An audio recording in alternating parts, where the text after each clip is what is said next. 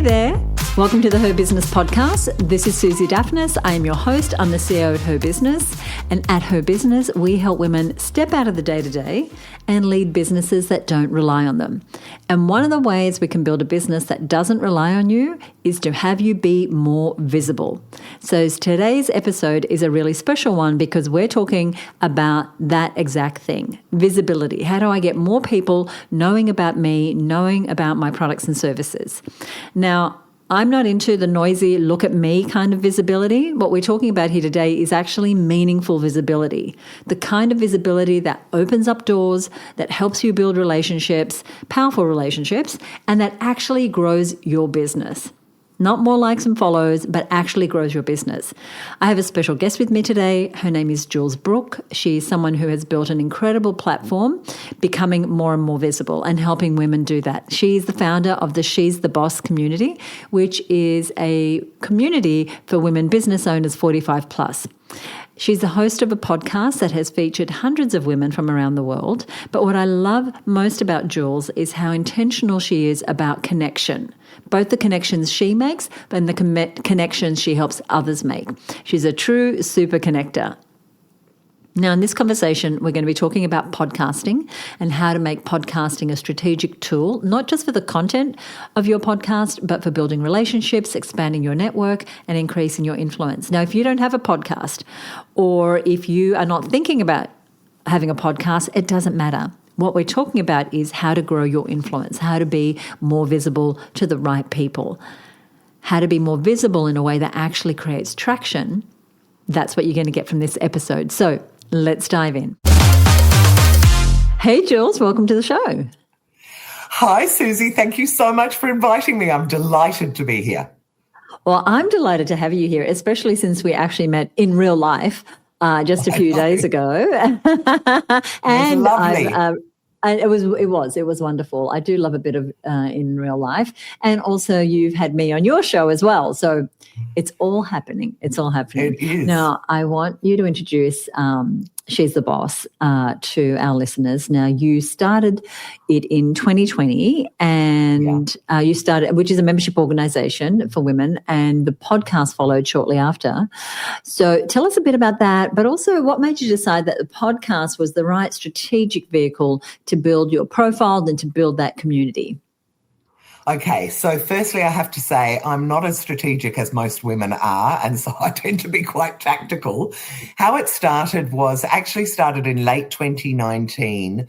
I managed to get myself a show on Ticker TV, which is a streaming TV network, and I called it She's the Boss, and I started interviewing female founders. So that was kind of where it all started. And then when we went into the lockdowns, because I'm in Melbourne, so we were locked down for a long time. What happened was I lost the TV show, and at the same time I had developed this huge appetite for interviewing women. I loved it. So the first thing I did was I started a YouTube channel and started interviewing people on YouTube. And that is a whole lot of palaver. It was lights, it was technical, it was editing, whatever. And my partner at the time, my partner still now, is an audiobook producer. And he said to me, you should do a podcast. And I was like, I'd never listened to a podcast. But I said, okay, well, I'll give it a go. And I think he very generously offered to produce it, thinking I would do 5 or 6. And by the time it got to 50, he said, oh, my God, this isn't fun anymore. And my son put up his hand and said, I'll start producing it. So I just realized that I absolutely love interviewing women, particularly about their businesses and their lives. And from that, I guess the biggest thing that came out of it, and the reason why I did it was that She's the Boss is about women 45 plus running businesses. I feel like we're not visible enough. I have a big problem with the fact that all we ever see is the Janine Alice's and the Melanie Perkins and the unicorns, the women who've done incredibly well. But what about the rest of us? There are so many normal women who are running amazing businesses. So I just went to go and find them.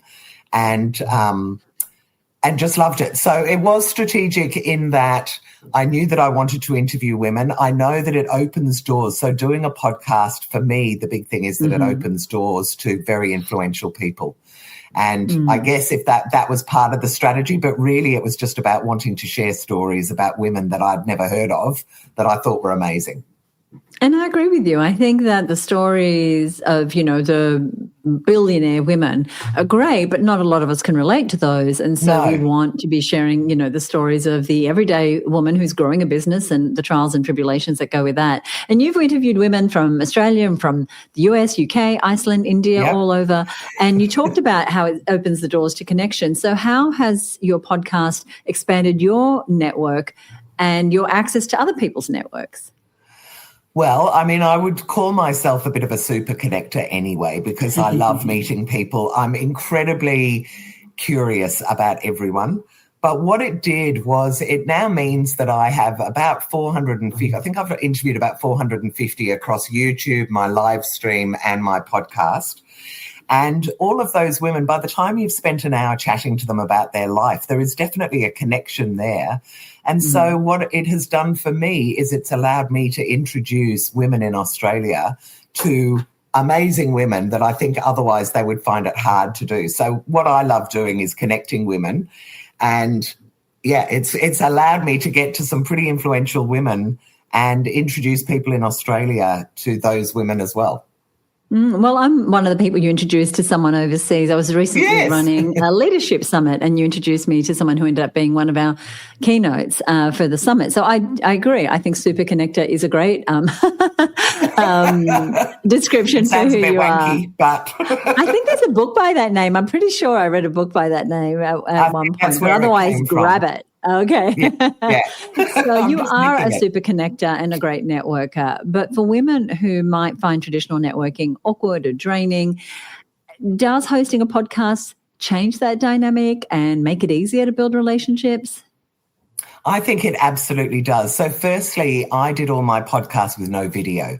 And one of the things that I realized, and because we're doing this and you sent me a message and said there's going to be video. So what happens for a lot of women is, oh my God, I need to make sure I look great on that day. A lot of women want to go to a hairdresser. It just creates an extra obstacle. Yeah.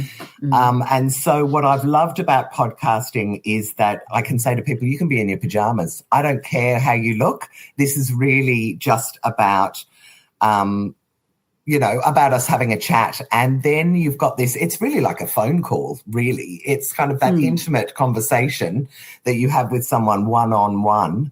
And normally you're asking, I like to ask women, tell me about from when you were a little girl until now. And a lot of women, because I'm doing women over 50, a lot of them go, oh my God, I haven't even thought about that, or I haven't thought about what my first job was for 30 years. So it's quite interesting. And by the end of it, there is definitely that rapport there.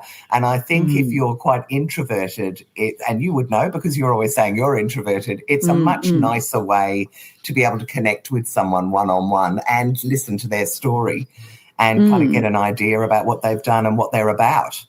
And because there's a structure and you're kind of leading the conversation, so you're not there left with nothing to say because you are leading that conversation, and it's such a great authority builder. But it's not just the magic that happens on these conversations, it's also what happens afterwards. And so talk to us a little bit about what happens when the recording stops. Have guests gone on to become clients or collaborators or friends or allies, or have those relationships gone on? I would say all of those. So one of the first people that I interviewed was an amazing woman called Sam White.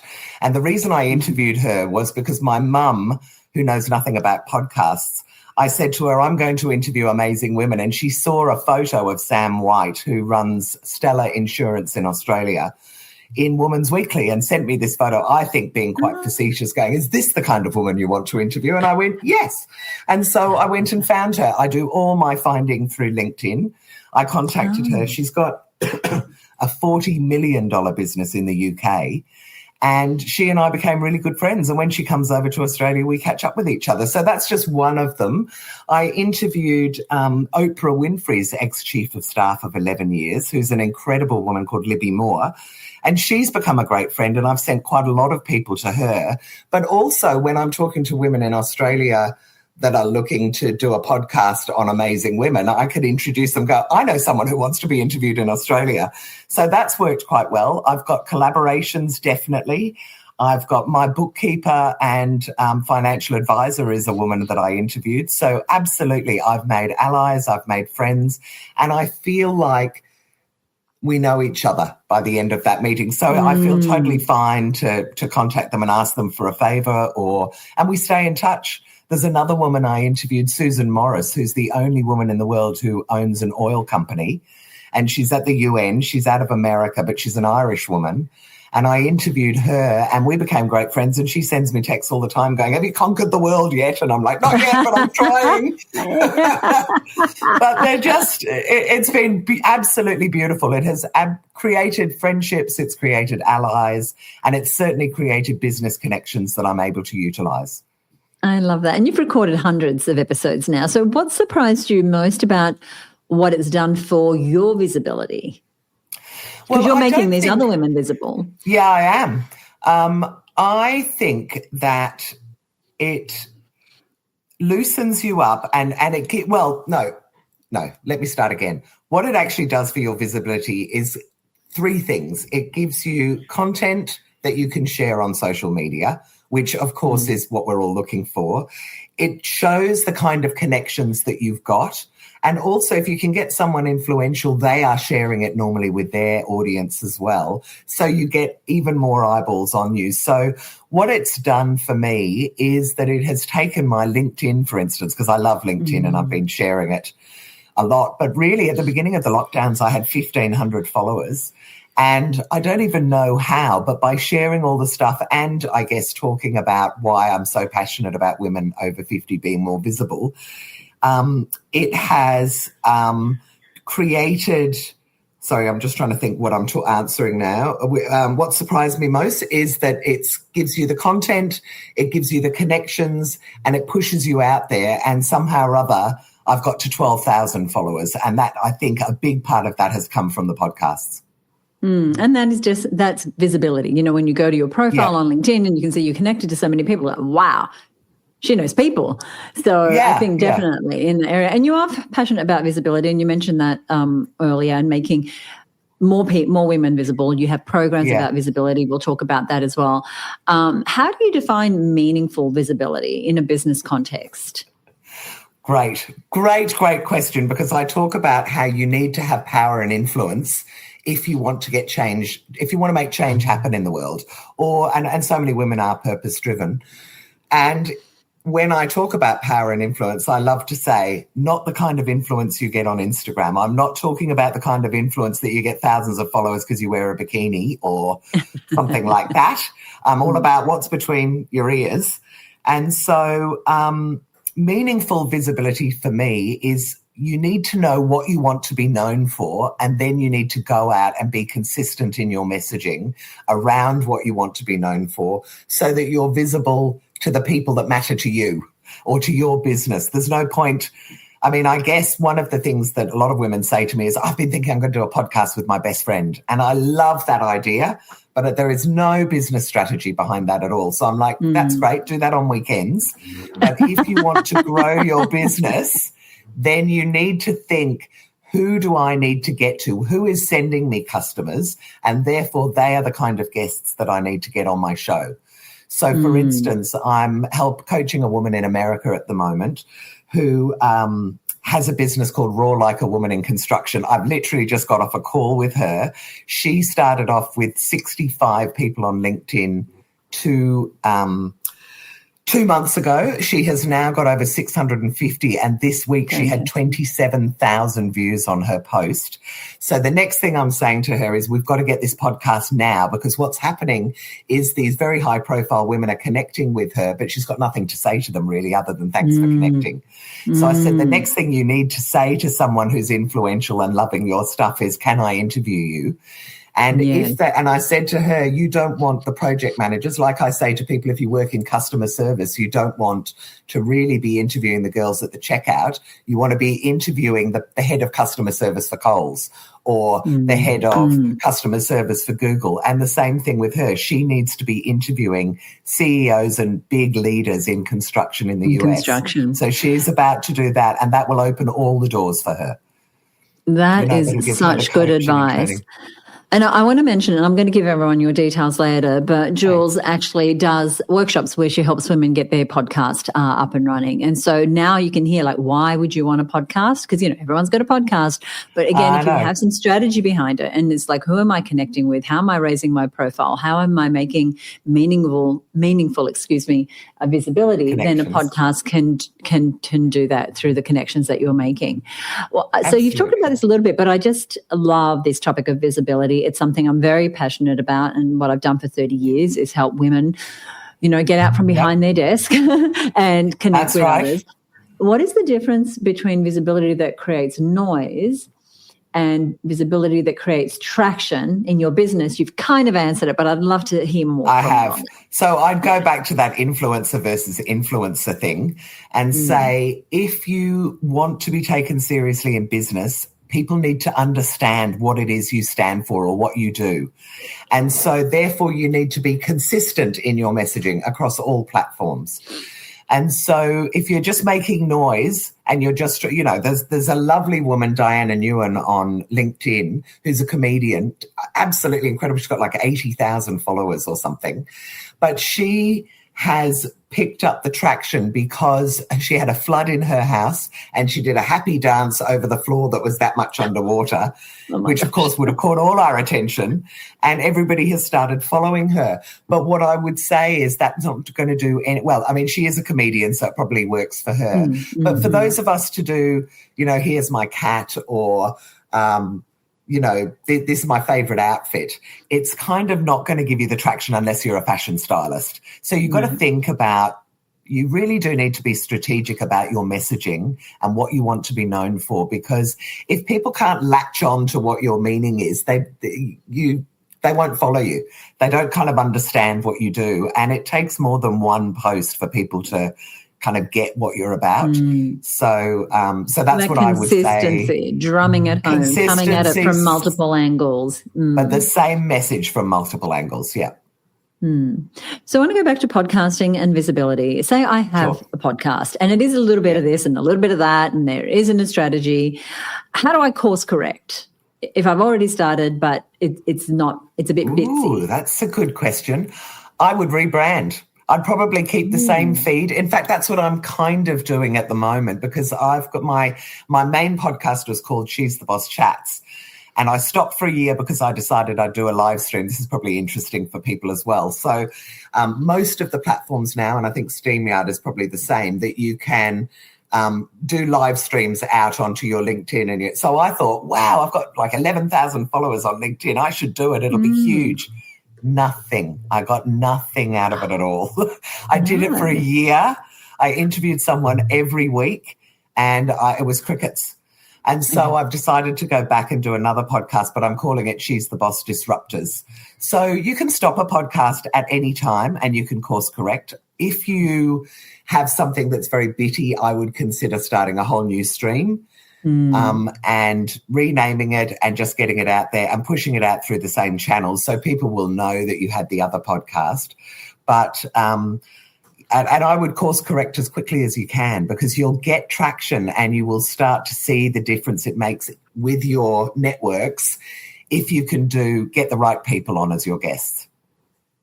Right, because that says a lot about what you are about, like who you're interviewing. Like you said, the caliber of person. Right. And it doesn't mean everyone has to be interviewing CEOs. It's just what do you want to be known for, and what is the right sort of level of person for you to be interviewing. And so disruptors, we'll make sure we put the details for that. That's the one that I was interviewed for. Yes. Now, you have a Women of Influence program. So talk to us a little bit about that. And even, there's probably more strategies in that than just podcasting. So tell us about what's included in your Women of Influence program. So I was known for PR. That was my thing. I had a business called Handle Your Own PR for many years.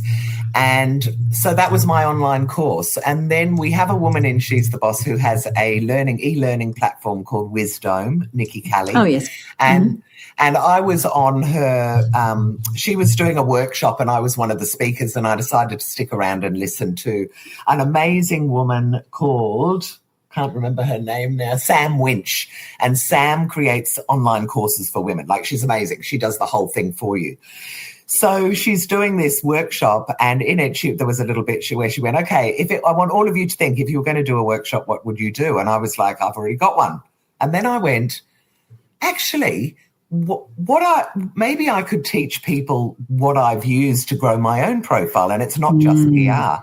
So I started off with the 4 steps to how to become a woman of influence, which was going to be PR, podcasting, LinkedIn, and I can't remember, speaking, I think it was.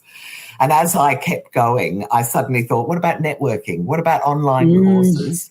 What about there's something else in there. There's 7 pillars anyway that I came up with, and I decided I'd create the course. And it has kind of led me in other directions because LinkedIn and podcasting are so close to my heart, and I love them for what they do. And I sort of put together this whole program for how to build influence over 2 or 3 years. Is you do each of these pillars, and by the time because I just want to say to people, you can't become a powerful, well-known person unless something magical happens to you. It's a slow burn. Probably takes 2 or 3 years. But over that time, if you do podcasting and networking and LinkedIn, and then maybe do an online course or create something online, a Q&A or something, that combination allows people to have a little taste of you across lots of different elements. And all of those together will definitely, 100%, I guarantee it, grow your profile. Absolutely. So there's a number of ways that you can connect with Jules. There's that program. She does the podcasting retreats. She's got the She's the Boss network. I did a workshop with you. We were talking about just before we started recording on LinkedIn, which, as you have already indicated, is one of your passions. I found it very useful. I think it's going to be my favorite platform, Jules. Yeah.